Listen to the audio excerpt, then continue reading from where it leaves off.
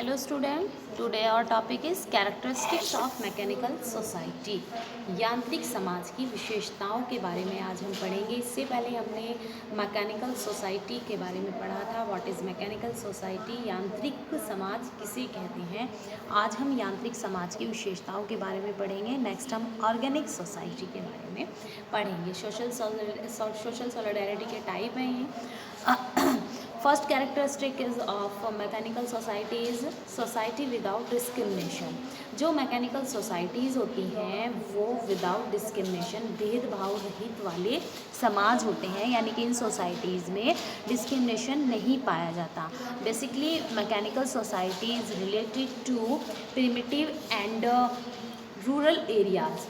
जो यांत्रिक समाज होते हैं ये आदिम समाजों और ग्रामीण समाजों से संबंधित होता है। यानी कि मैकेनिकल सोसाइटी की हम बात करें, जैसे पहले प्रिमिटिव सोसाइटी थी, उसमें मैकेनिकल सोसाइटी को हम इससे कोरिलेट कर सकते हैं।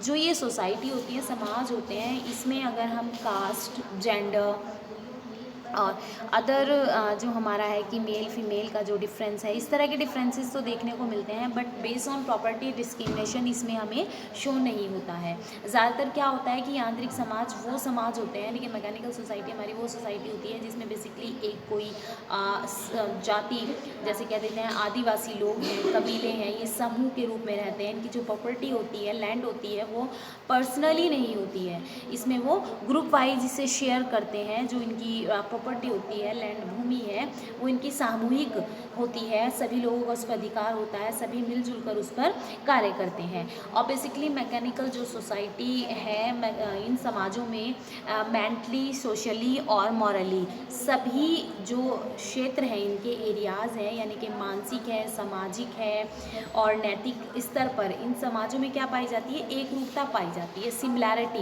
Similarity is found in mechanical society basis on socially, mentally and morally। इन सब आधार पर इन समाजों में सिमिलैरिटीज़ देखने को मिलती है। इनके जो विश्वास होते हैं, इनके जो फेथ्स हैं, बिलीव्स हैं, इनके पॉइंट ऑफ व्यू हैं, थिंकिंग है, बिहेवियर है, उसमें भी बहुत हद तक क्या होती है, सिमिलैरिटीज़ होती है। बेसिकली जब हम बात करते हैं रूरल एरियाज़ की, ग्रामीण समाजों में, वहाँ पर जो डिसीजंस हैं, जैसे कि कोई डिस्प्यूट है, कोई इशू है, तो उससे रिलेटेड जो डिसीज़न है वो पंचायत द्वारा, विलेज पंचायत जिसे कहते हैं, उसके द्वारा लिए जाते हैं। सहमति बनती है उस पर वहाँ पर कि हाँ इसमें क्या सही है, क्या गलत है। ज़्यादातर लोग जो होते हैं एक बात से एग्री करते हैं, और जो इसमें किसी का अदर पॉइंट ऑफ व्यू भी है, वो भी कोशिश करता है कि वो अपने पॉइंट ऑफ व्यू को, ज़्यादातर लोग, जो मैक्सिमम लोग जिसे कोऑपरेट कर रहे हैं, मान रहे हैं, मैं भी उसे लेकर के चलूँ। तो यहाँ पे हमने देखा मैकेनिकल सोसाइटीज़ वाले जो एरियाज़ होते हैं, समाज होता है, वो क्या होता है, विदाउट डिस्क्रिमिनेशन, भेदभाव वाइज रहता है, उनमें सिमिलैरिटीज़ पाई जाती है। नेक्स्ट है secondary location of the person. Mechanical society में जो पर्सन, जो व्यक्ति की स्थिति होती है, क्या होती है, दैत्तिक होती है। सेकेंडरी लोकेशन होती है पर्सन की, इसमें मैकेनिकल सोसाइटी में व्यक्ति का दैत्तिक स्थान। यांत्रिक एकता वाले समाज जो होते हैं, इनमें व्यक्ति के स्थान पर समाज को उच्च स्थान दिया जाता है। यानी कि इसमें फर्स्ट इज़ सोसाइटी, जैसे ऊपर पढ़ा हमने विदाउट डिस्क्रिमिनेशन होते हैं, तो यहाँ पे सोसाइटी को ज़्यादा इसमें इंपॉर्टेंस दी जाती है। जब हम कहते हैं कि कोई डिस्प्यूट, कोई इश्यूज़ है, कि समाज क्या कहेगा, हमें अपने कोई डिसीज़न लेना है, व्यवहार करने से पहले जब हमें सुनने को मिलता है समाज क्या कहेगा, दैट मीन्स हमारे जो डिज़ायर्स हैं, विशिंग्स हैं, वो सेकंड हैं।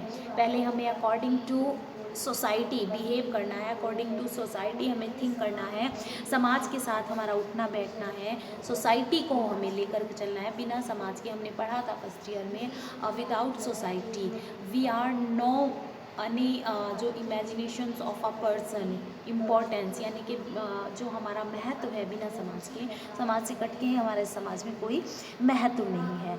तो यहाँ पे जो है व्यक्ति का दैत्तिक स्थान होता है, प्रथम स्थान किसका होता है, समाज का होता है इन मैकेनिकल सोसाइटी, यांत्रिक समाजों में।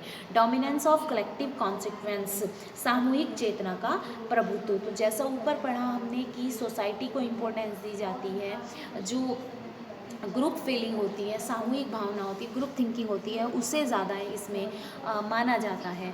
तो कलेक्टिव कॉन्शियसनेस, ये जो सामूहिक रूप से जो प्रभुत्व है सामूहिक चेतना का, तो यहाँ पे है कि यांत्रिक एकता वाले समाजों में सामूहिक चेतना को ज़्यादा महत्व दिया जाता है। यहाँ पे सोसाइटी के जो मेंबर्स हैं, सदस्य हैं, सभी का कोई ना कोई रोल होता है, सभी इम्पोर्टेंट होते हैं, लेकिन अगर कोई एक व्यक्ति किसी ग्रुप से अलग होकर अपने आप को इम्पोर्टेंट कहता है तो वो इम्पोर्टेंट नहीं है, वो ग्रुप के साथ है, समाज के साथ है, तभी उसकी इम्पोर्टेंस है। The primacy of oppressive law, दमनकारी कानून की प्रधानता।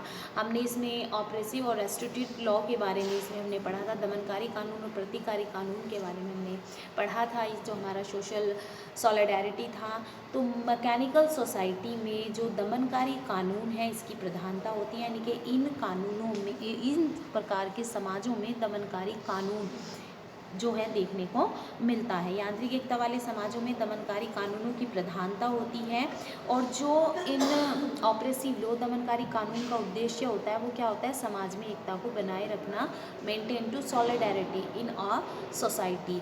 तो इसमें जो व्यवहार है लोगों का, इसमें जो लॉज बनते हैं, कानून बनते हैं, वो इस तरह के बनते हैं कि व्यक्ति का जो व्यवहार है वो कंट्रोल है थ्रू ऑफ द सोसाइटी, समाज के द्वारा। तो इसमें दंड की जो व्यवस्था है वो इस तरह से की जाती है कि व्यक्ति में जो है समाज को लेकर एक अपना जो विचार है, इम्पोर्टेंस है, महत्व है, वो बना रहे, वो समाज को महत्व देता रहे, और इसी आधार पर इसमें जो ऑपरेसिव लॉ की प्रधानता हमें देखने को, यानी दमनकारी कानूनों की प्रधानता देखने को मिलती है। मॉरलिटी, नैतिकता।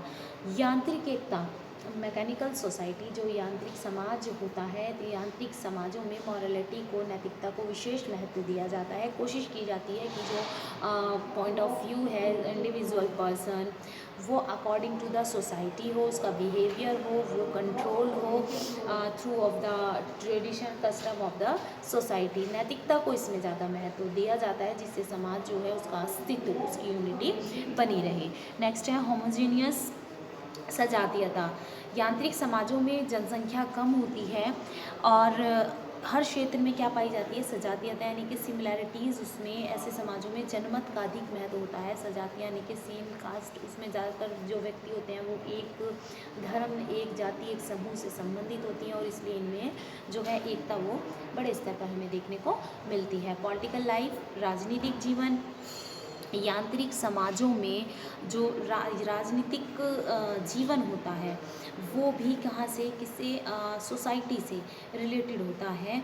यांत्रिक समाजों में जो जस्टिस है, पनिशमेंट है, या सोशल डिस्प्यूट्स हैं, वो सारे जो चीज़ें हैं कहाँ, हमने ऊपर पढ़ा था, विलेज पंचायत के द्वारा सोल्व होते हैं। तो इस ग्रुप फीलिंग को इम्पोर्टेंस दी जाती है। इकोनॉमिक ऑर्गेनाइजेशन, आर्थिक संगठन। यांत्रिक समाज में अर्थव्यवस्था भरण पोषण वाली अर्थव्यवस्था होती है, यानी कि इसमें आर्थिक रूप से संगठित होते हैं। इसमें सब लोग जो हैं जिनका संगठन, जो समूह एक दूसरे के साथ वो लेकर के चलते हैं। भोजन, वस्त्र और आवास की पूर्ति जो होती है इन समाजों में कठिनाई से, काफ़ी इसमें मतलब हार्डनेस देखने को, क्योंकि इसमें व्यक्ति अलग समाज से कट के कोई काम नहीं कर सकता, उसे हर चीज़ को जो है सोसाइटी को ध्यान में रखना पड़ेगा।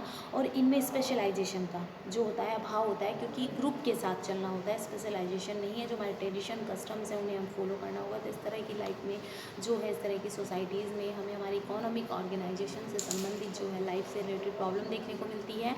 रिलीजियस ऑर्गेनाइजेशन, धार्मिक संगठन। यांत्रिक समाजों में धर्म की भी प्रधानता होती है। Religious is directly connected to specific society, और व्यक्ति के जो व्यवहार है, व्यक्ति की जो सोच है वो उसके धर्म पर आधारित होनी चाहिए। उसका व्यवहार, उसकी सोच कहीं भी उसके धर्म को हानि पहुंचाने वाला नहीं होना चाहिए।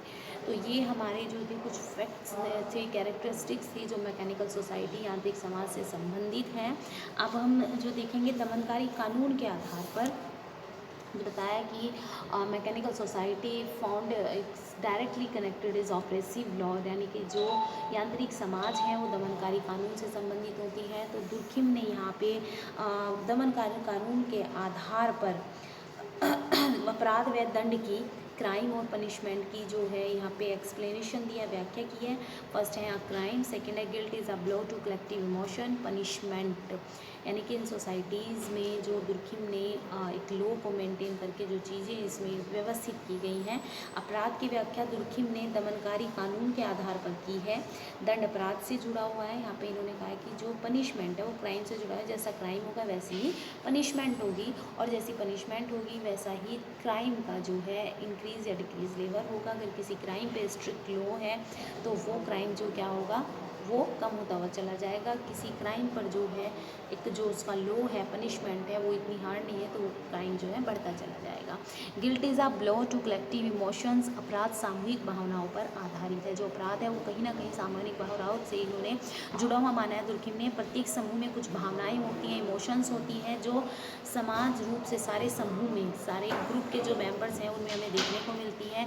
और इनके विरुद्ध यानी कि सोसाइटी के अगेंस्ट जाके कोई भी किसी कार्य को कर रहा है तो वो क्या माना जाता है, समाज में क्राइम माना जाता है।